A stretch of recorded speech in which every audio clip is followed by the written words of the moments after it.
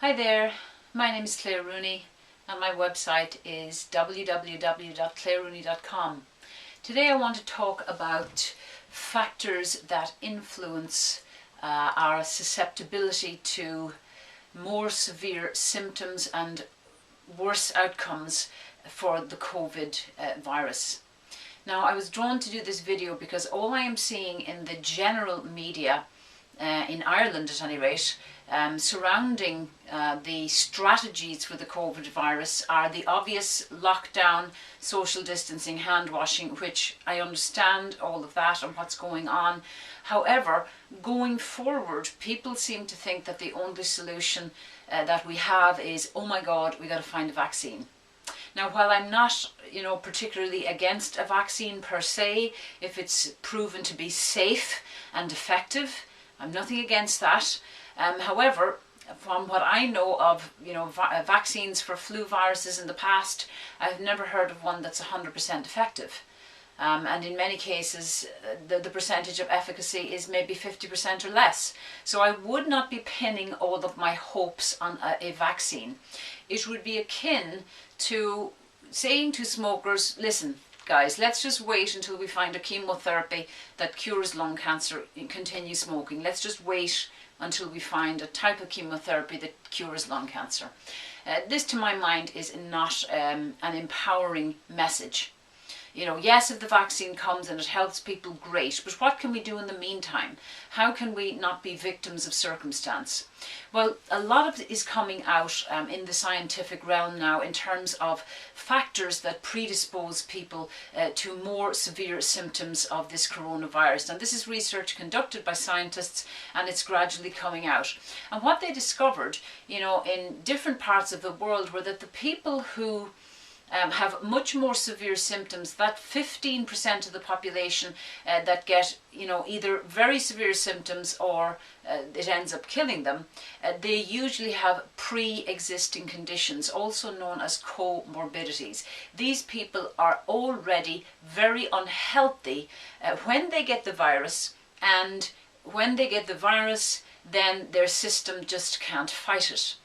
And what they have discovered could be put under the category of poor metabolic health. So those individuals with poor metabolic health are far more susceptible to severe symptoms and eventually dying. In Italy, they discovered that 35% of those who died were already diabetic. Now, that's a whopping percentage. 35% of people who died in Italy had diabetes. Now, diabetes is one of the markers of poor metabolic health. So what are the other markers? So the first one, I already mentioned, elevated blood glucose. Now, you don't have to be a full-blown diabetic to have poor readings of blood glucose. There are many people, in fact millions of people all over the world, walking around with very high levels of blood glucose, and they haven't been tested. They may be pre-diabetic, they may be already diabetic, but the bottom line is their blood sugar handling is very, very poor. So this would be something to get tested at your doctor's. Get your get a glucose challenge done first thing in the morning, and make sure that's falling within the guidelines of whatever. It might be slightly different in some countries, but you want to get that checked out. Second one is high blood pressure. The high blood pressure has been known as the silent killer because, again, an awful lot of people have this and they don't realize that they have it. So getting tested out at your GP to check what your blood pressure is would also be a very valuable piece of information. Third marker of poor metabolic health is excess fat, especially around the waistline. So obesity is a clinical term for excess body fat. Now, it's not necessarily just excess weight. Some people might be very muscular. Let's say you've got a very muscular, rugby player, but he's very, very lean. He's not necessarily obese, right? His weight might be very high compared to an average person, but there's a difference between lean weight and, fatty weight. So some people that are maybe a normal body size, but their body fat is a lot higher than you might imagine, that person could be already obese, and that would put that person at a much higher risk for dysfunction and ill health because they're metabolically unhealthy. So obesity means a body fat percentage that is high. That means greater than 25% for a man and greater than 30% for a woman. And these figures actually have been changing over the years. They keep pushing the numbers of the body fat percentage and the obesity definition higher and higher. And back in the 70s, those numbers were a lot lower. In reality, I like to see my ladies' clients, getting their body fat percentage between 18 and 25%. Now, those who are very athletic females might go a little bit lower, but definitely less than 25% is my minimum standard for women, and for men, they should minimum standard be less than 20% and ideally a little closer to 15% in order to be metabolically healthy. Now, I'm not talking about six-pack model, men's health, ripped six-pack guy. That guy is going to be less than 10% body fat. We're talking about something that's, definitely attainable for health reasons. We're not talking about aesthetics. We're not talking about looking hot on the beach. We're talking about the bare minimum standards for health. So getting that body fat percentage reduced, for women, I like it 25% or less, and for men, ideally getting closer to that 15% mark is going to make that person an awful lot healthier. Now, the next one I'm going to talk about is the excess fat, particularly around the waist. So we've got the kind of the global body-wide problem of obesity, just the body fat overall being too high. And then what's even more dangerous is if that body fat is located around your waist. Now, if you're a woman and you store more body fat on your thighs and you're more of a pear shape than an apple shape, you actually have less risk of certain things like cardiovascular disease because that type of fat is less dangerous than central obesity or body fat around the waist. So where your fat is located is even more important in many ways than the overall body fat percentage. So if the body fat is located particularly around the waist, it is the most dangerous type of fat to have. So the recommendation is that your waist to height ratio should be 0.5 or less. That means your waist should be at least half of your height. So get your height in inches and your waist should be at least half of that or even a little bit smaller. But as a minimum standard, it should be half. Because that is now, many doctors who specialize in general practice or they specialize in cardiovascular health, they're all saying that that's now their favorite test to flag a person who is a high-risk person, that waist to height ratio. That's something you can do yourself right now. Get out a tape measure, measure your height, measure your waist, and see if your waist is at least half of your height. Now, less than that is even better again, but as a minimum standard, we're looking for it to be half of the height. Now, what I'm going through right now are all markers of poor metabolic health. I started off with elevated blood glucose. You don't necessarily have to be a full-blown diabetic to have poor blood sugar handling, high blood pressure, excess body fat overall, known as obesity, excess fat, particularly around the waist. The next one is high blood type triglycerides. These are a type of fat that can be in circulation, and when they're high, it's a sign of poor metabolic health.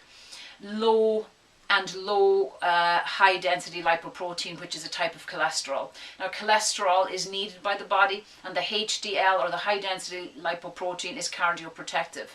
So I have listed there about 6 things that are markers of poor metabolic health. And the people who have the worst outcomes with the COVID-19 all typically are ticking several of those. Now, technically speaking, if you have 3 or more of those markers, you are already described as having metabolic syndrome. And metabolic syndrome is basically a precursor for things like heart disease, things like, diabetes, things like cancer. So you want to get your metabolism as healthy as possible. And if you're able to tick the box on all of those 6 markers that I mentioned and get those numbers moving in the right direction, you're going to be more metabolically healthy. Now, they've done some research in the United States recently, and they've looked at those 6 markers, and they said based on those 6 markers, there is only 12% of the American population that could be classed as being metabolically healthy, and only 2% of the over 60s could be classed as being metabolically healthy. Now, is it any wonder that as people get older, that their risk of the COVID-19 is much more severe, much more likely that they could get it, or much more likely that if they get it, the symptoms are very, very severe. There is the correlation between poor metabolic health and poor outcomes with this virus are very, very high indeed. So that's kind of like the scary news. But the good news is that actually all of these markers are very, very much within our control. We may not be able to control 100% that we do not come in contact with this virus unless we kind of lock ourselves up at home and just never leave the house again, right? And that wouldn't be a way to live either. You'd probably die of depression or, loneliness or something else. So we cannot control everything in life, but there are certain things that we have a large degree of influence in. Now, I know for some people it is definitely more challenging than for others, because if there is a genetic history of excess weight, poor blood cholesterol, high triglycerides in a family, in the genetic pool, then it can be more challenging. But what we do now understand very clearly is that genetics loads the gun, but environment pulls the trigger. You may be born with a predisposition to having excess weight, and that's just a bummer of a deal from life. We all have good genes, and we all have some troublesome genes. But the thing is, the way that those genes are expressed can very much be influenced by the environment. And the environment includes the foods that you eat, the exercise that you take or neglect, the quality and quantity of your sleep, how you manage your stress, and all of these other factors that are very, very, very much within our control, or at least very, very highly in our capabilities to influence them. So if you wish to make yourself more resilient and more robust to this coronavirus, remember that approximately, it's either 70 or 80% of people that get exposed to the virus have either no symptoms or minimal symptoms. These are the people who most likely have a healthier metabolism, and you could become one of those people in the next number of weeks and months. They have done studies on people with poor blood sugar regulation. People who are diabetic have cured their diabetes within a matter of a couple of months just by making massive changes in their diet, as an example. So if you tidy up your diet, if you cut out all of that stuff that is a disaster, you don't need a PhD in nutrition to figure this stuff out. If I held up a donut in one hand and an apple in another hand, and I asked you which one was going to make your metabolism healthier, pretty much we're going to know that the apple is the winner every time.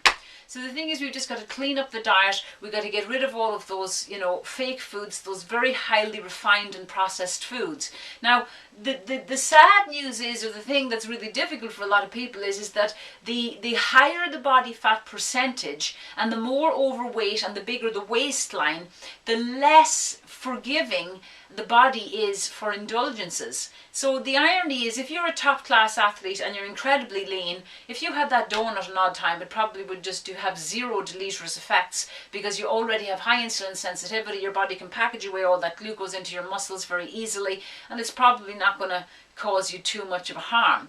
Whereas if you're a person who already has a high body fat percentage, a very large waistline, then those indulgences like that can create an awful lot more damage. So the more weight you have to lose, the more strict you have to be with your nutrition. Cutting out all of the highly refined processed carbs, all of those foods that have high levels of sugar and fat combined, or high levels of refined carbohydrate and fat. So that's one of the things you need to do. Get rid of all the processed foods, increase the amount of vegetables in your diet, increase your quality of quality proteins, chicken, fish, meat. Fruits used in moderation. For example, if you've got serious problems with blood sugar regulation, I wouldn't be eating things like mangoes and bananas and pineapples and these very, very high glycemic fruits. They would not be a wonderful choice for you.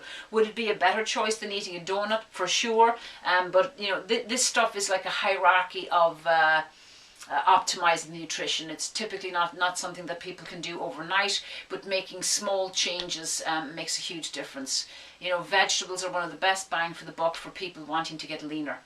So that's one of my kind of tips there. So what else can we do to improve our metabolic health? Probably the second most powerful thing you can do after changing your nutrition and cutting out all that processed stuff, that sugary stuff, that refined white carbohydrate stuff, is to start a resistance training program and get help with it if you need help. When you do resistance training, as a beginner, you might be doing something as simple as body weight exercise, like the little routine I put on YouTube last week, using body weight and using a little water jug. That would be an example of a simple start to resistance training. The goal with resistance training is to build muscle. You're not going to turn into the Incredible Hulk.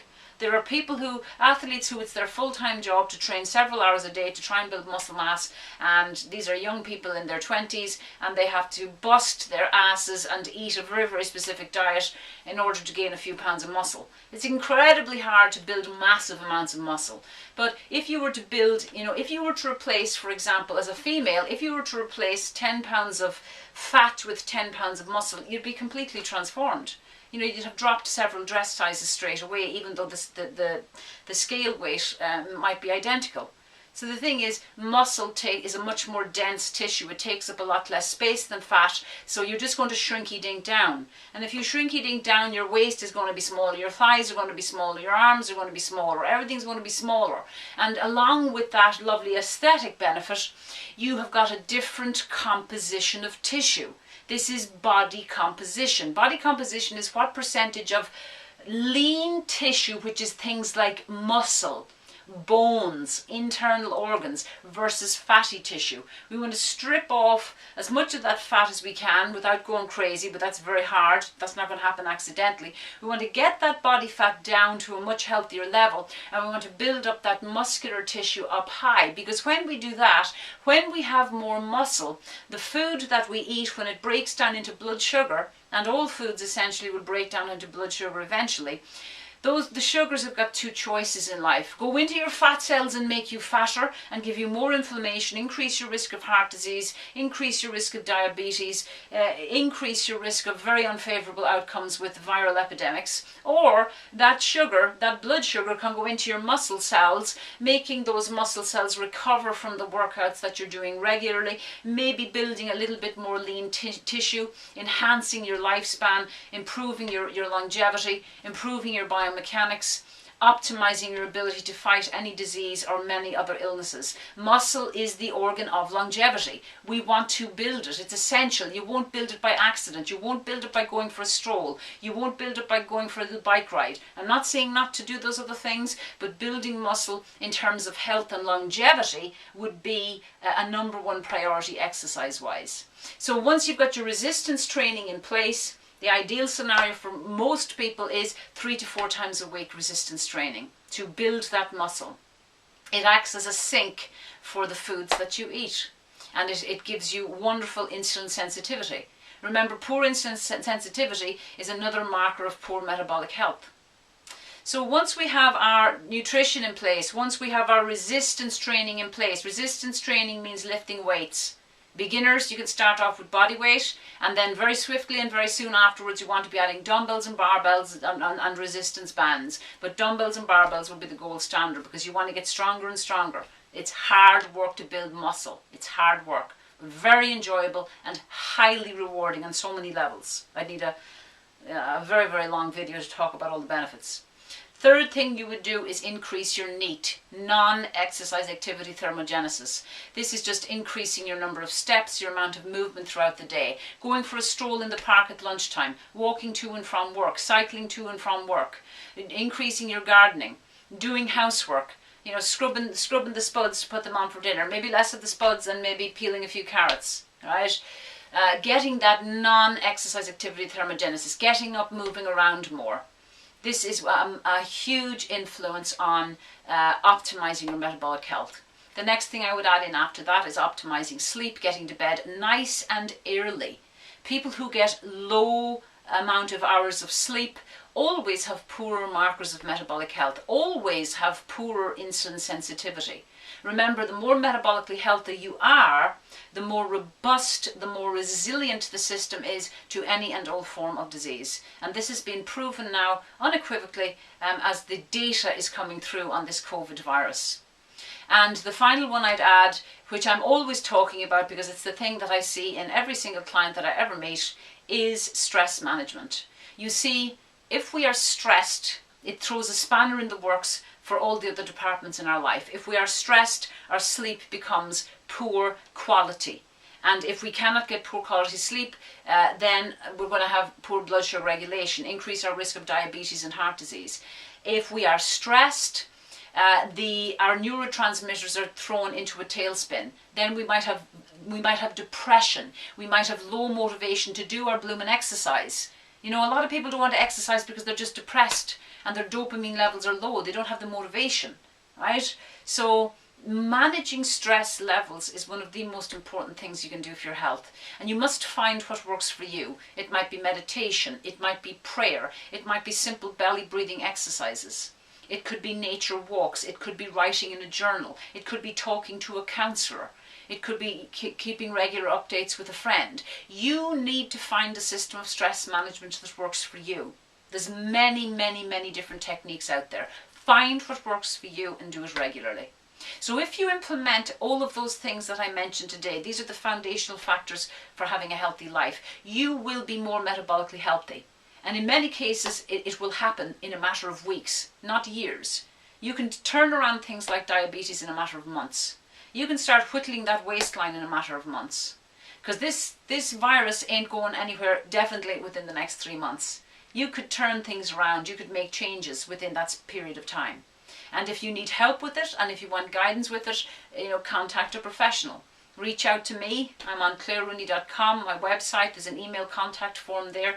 Get professional help. A lot of people need help with this stuff. It's hard work. We have to work on multiple facets of our lifestyle, and we have to work on our mental outlook and our mental strategy and our emotional well-being so that all of those elements can start working together.